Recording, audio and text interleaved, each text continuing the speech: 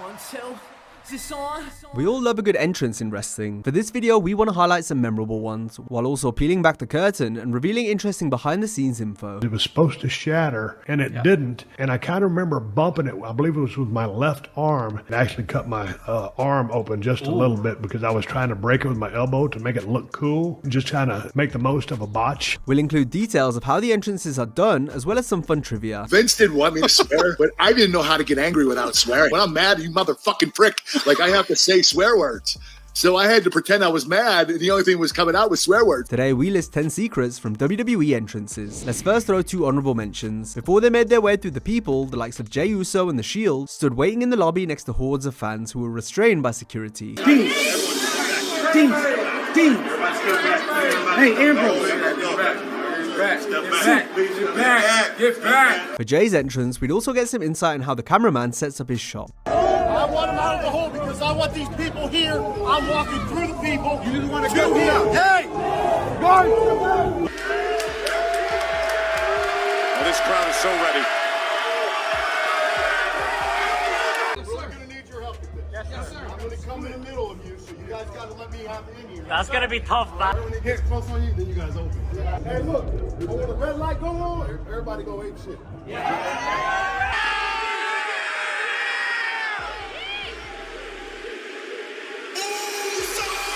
Roman Reigns' entrance previously implemented his Superman punch taunt, which he would do whilst on the stage. But have you ever wondered how he did this without damaging his hand on the steel? Probably not, but there's an interesting story behind this, since this is an entrance secret that helped kickstart a feud. We're referring to Roman's rivalry with Goldberg in 2020. While making his entrance, Reigns could be seen performing his taunt onto a piece of protective padding.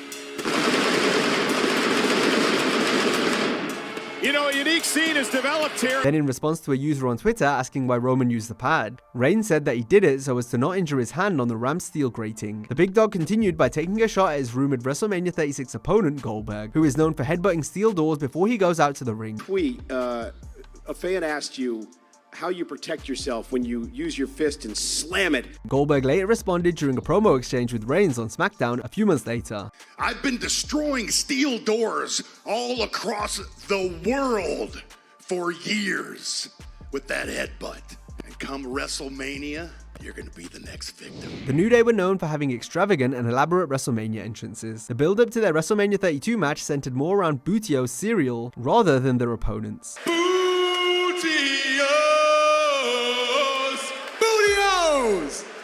They make sure you ain't booty. So naturally, the breakfast treat played into their entrance at the show of shows. For those watching on pay-per-view, it appeared as though the trio came out of the Bootio's box. But if you attended Mania Live, then you would have seen production assistants push over the box while Woods, Kingston, and Big E ran in from behind and then ran through the side. Oh my gosh. Oh my God. You know, growing up, there was something magical about hearing the story of Alice in Wonderland for the first time. That feeling of adventure, mystery, and larger-than-life characters. Well, Raid Shadow Legends is bringing that magic back. Only this time, you're not just reading about it, you're living it. Raid's brand new global event, Alice's Adventure, is here. 5 brand new legendary champions straight out of Wonderland. Alice the Wanderer, Cheshire Cat, Mad Hatter, Knave of Hearts, and the fearsome Queen of Hearts. And the best part, you can get Alice the Wanderer for free. Just log in and play Raid on 14 different days. Unlock Alice on day 7 and get a 2-star perfect soul for her on day 14. But don't wait, you've got to start by March 26th to claim her. Plus, between now and March 5th, take on the Queen of Hearts in a special event dungeon, defeat her, and earn powerful pinpoint gear. New to Raid? Now's the best time to join. Click my link, download the game, and get an epic boss killer Vergis and Rector Drath upon reaching level 25. You can also use the promo code Monkey King until the 28th of February to unlock legendary Sun Wukong, the Monkey King. Raid has over 4 million daily players, 16 factions, and 30 plus bosses. And with cross-platform play, you can battle anywhere. So what are you waiting for? Download Raid Shadow Legends now and dive headfirst into Alice's adventure. Once you're in and crushing your enemies, come find me under the name Wrestling Flashback. Join my clan and we'll be legends together. Now back to the video. Wrestlers like The Undertaker and Bray Wyatt were known for their blackout entrances, where the lights turn off and they appear out of the dark.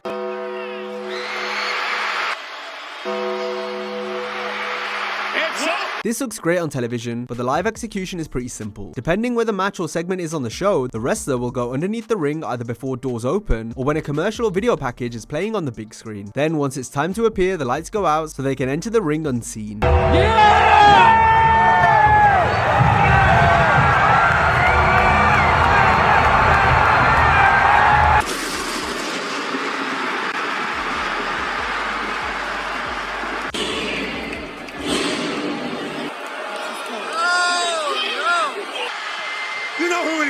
It's Bray Wyatt!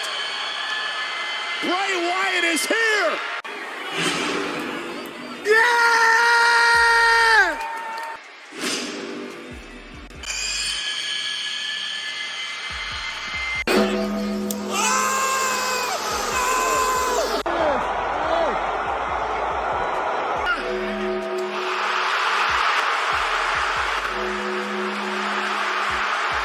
They'll usually leave the same way or exit through the crowd like The Undertaker did at WrestleMania 40. The Undertaker has also risen up from the entranceway in the past. To do this, the wrestler will be raised on a platform underneath the stage until they are slowly elevated to where the fans can now see them. This is how Taker entered and exited at WrestleMania 33, due to the extra long ramp which prevented him from doing his usual slow walk, since it would have taken forever.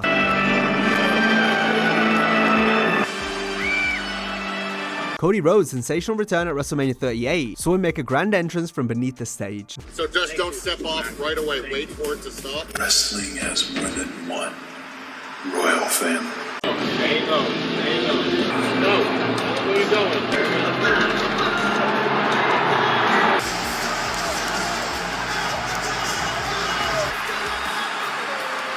Rey Mysterio had one of the most famous entrances where he rose from the stage, leaping into the air with pyro. Ladies and gentlemen, you are in for a treat. The explosive Rey Mysterio. This was just another way he was made to feel like a larger-than-life superhero for the fans. Hey, it's the there it is.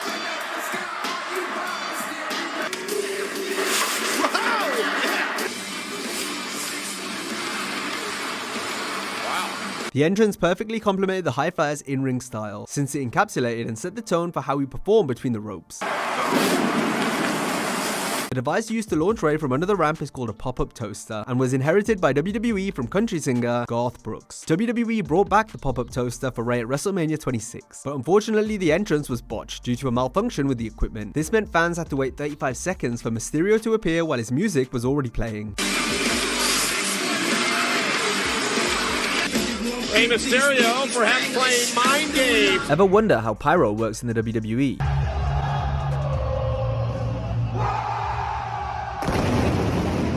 Well, the fireworks that shoot out aren't the ones that make the noise. They're basically just sparklers. The pyro itself is quiet, but the bang comes from a rack of concussion pots and simulators which are tucked away somewhere behind the stage, so the noise is above and away from the immediate area.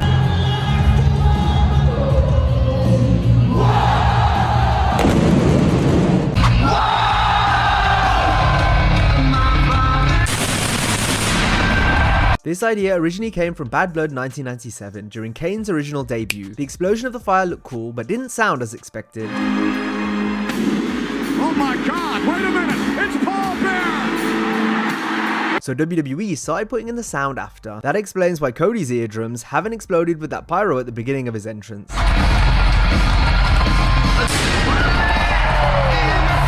Bill Goldberg's iconic pyro display saw sparklers shoot at him while he ingested the smoke only to spit it out like a fire-breathing dragon. Goldberg was able to do this without being burned thanks to the use of cold pyro. This pyro is still hot, but it doesn't burn the skin, though Bill has said that inhaling the smoke caused pain to the inside of his nose and mouth.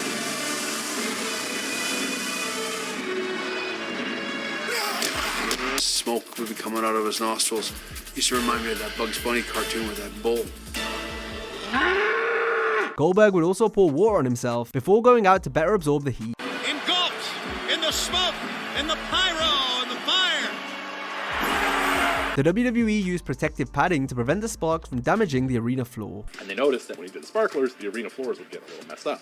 So you put this down on the arena floor to catch the sparks. So I call this the Goldberg Spark Catcher. Look! How does that not burn him up? Another secret of Goldberg's entrance was the people reciting his name. Oftentimes, these chants were piped over in the speakers. That's not to say audiences weren't still chanting, but you could usually tell when the extra sound was pumped in, since the tone, tempo, and volume remained the same throughout. And they're ready for him here in Hartford. They've been ready for him all day long. Who cares is right. The hero has come through, ladies and gentlemen. Listen to the people. Listen to the people.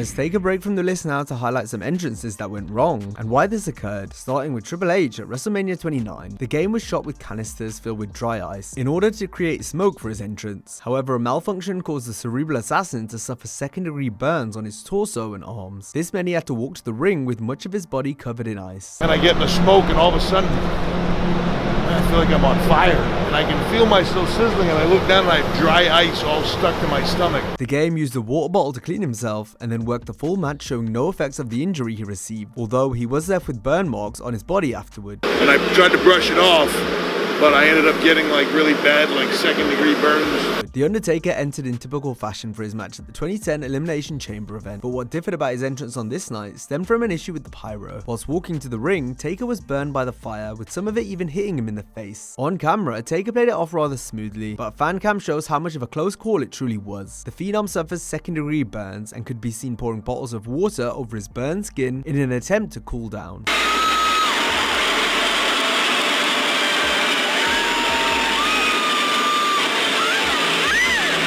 Thank goodness I had the presence of mind to know that I had to move forward.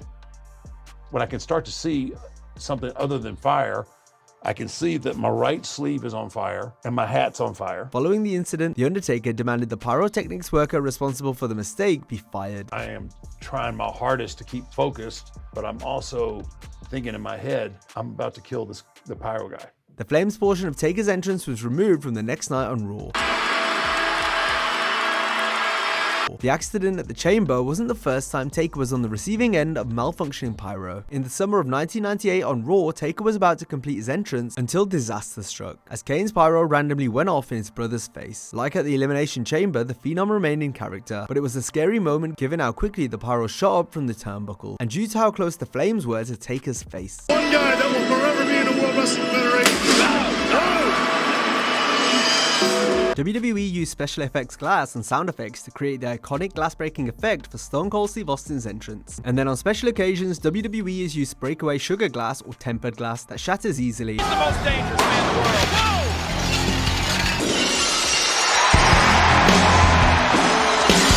There was one which broke about halfway vertically, and I'll never forget that because it was supposed to shatter, and it didn't. And I kind of remember bumping it. I believe it was with my left arm, and that glass, it's like candy glass, but it gaffed me. It actually cut my arm open just a little bit because I was trying to break it with my elbow to make it look cool.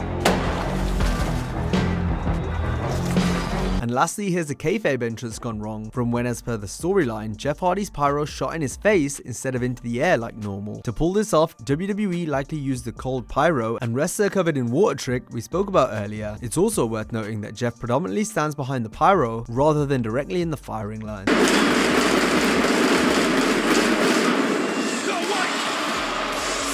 No one walked to the ring with as much aura as Stone Cold Steve Austin. He's renowned for his bad motherfucker strut down the ramp, talking trash the whole way with his head shaking from side to side, and then posing on the turnbuckles. But have you ever wondered what was the Texas Rattlesnake actually saying? Well, on his Steve Austin Show podcast, Stone Cold revealed the typical content of his trash talk while walking to the ring. It was just a constant stream of F-bombs. Yeah, that's right, motherfucker's about to tear this motherfucker's ass. It was just that. Walk to the ring with that bad motherfucker walk because he was sending a message to the other guy in that ring. I'm fixing to whip your fucking ass. All I was thinking, you got that shit right, motherfuckers. You got that shit right. We're gonna raise hell up in this motherfucker. Since the cameras weren't going to be able to pick up what Steve was saying, he was free to effing blind as he pleased. Here comes the rattlesnake! Here comes the challenger for the WWF title!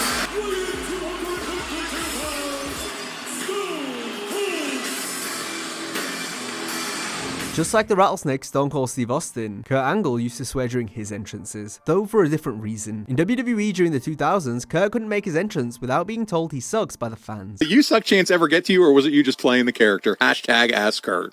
I was just playing the character, but Vince didn't want me to swear, but I didn't know how to get angry without swearing. I have to, when I'm mad, you motherfucking prick, I have to say swear words.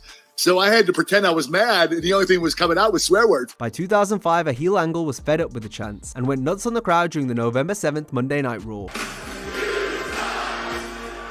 hate that chant.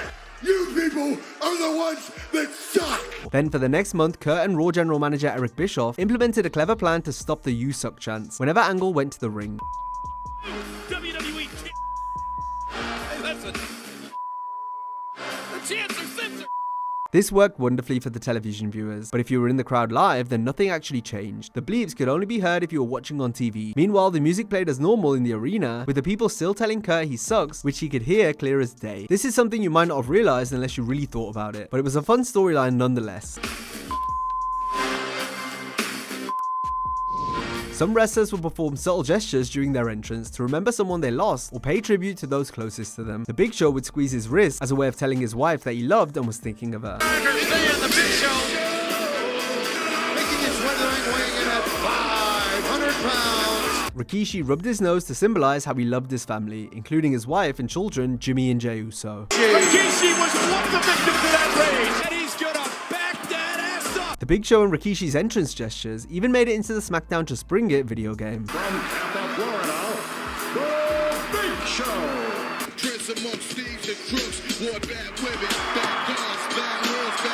Sin Cara didn't get off to the best start in WWE. Fans immediately noticed the trampoline he used during his entrance to leap into the ring, which he botched on his debut. Let's see exactly what. Oh, here he is live. Oh my goodness.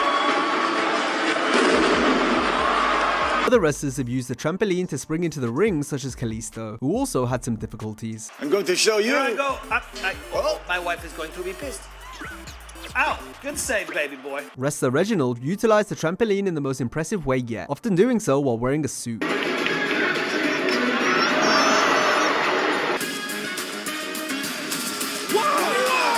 Holy moly! I've seen Reginald do things like this.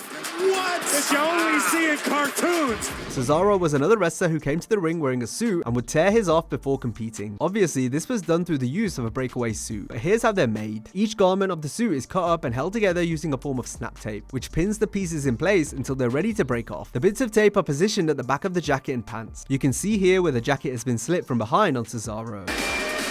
It's Cesaro set to take on Cesaro one-on-one. First match of this best of 7. The opportunity comes knocking. You got to answer in a hurry.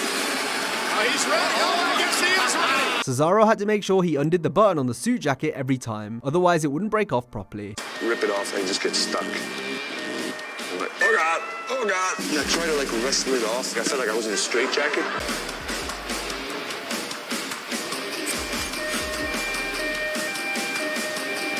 Cesaro has also had trouble getting the pants off on one occasion. Rip the pants off with the microphone in my hand.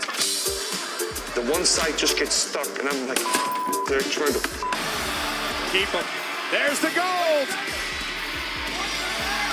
Making history at Roblox. Now, if you enjoyed this video, be sure to check out a similar video on 30 WWE wrestlers who forgot their spot in a match. Hope you have a great day, and I'll see you next time.